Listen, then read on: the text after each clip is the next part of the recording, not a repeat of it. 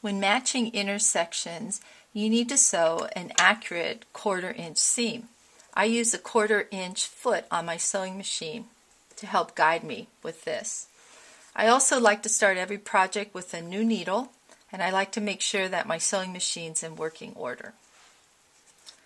I've cut these 2 squares out. I'm going to put right sides together, and I'm ready to sew this seam.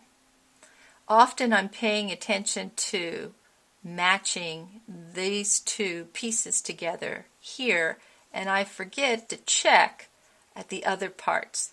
It's really easy to ignore these other 3 sides. So one thing you need to do is always check to make sure that everything's lined up. It'll help with your accuracy.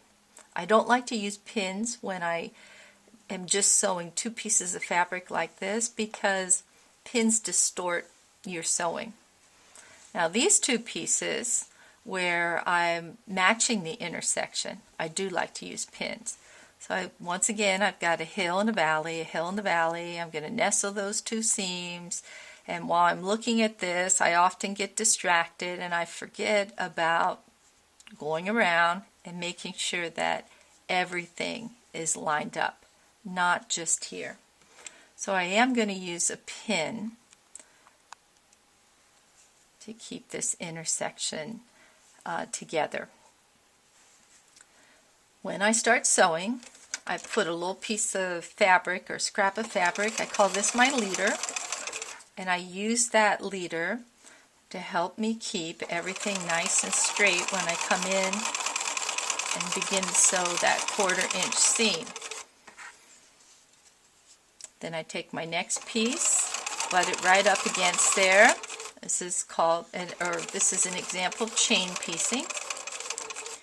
If I don't use that leader or come in one after the other, then I have a tendency to sew either to the right, like I did here. I come in on the right side and I sew off to the right, or sometimes I come in on the left side and I sew off to the left.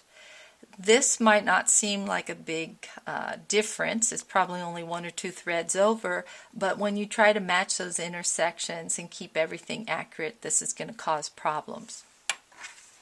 So I recommend that you chain piece and use a leader to start off with.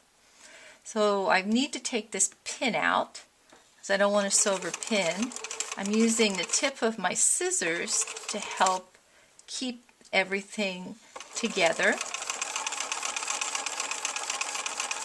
And then continue sewing, and I'm going to take another scrap, and I call this my follower, and I'm going to come down,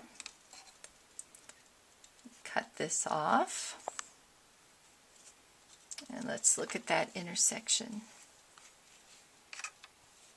I've got all 4 of these squares meeting in the middle. So now we're ready to look at pressing guidelines.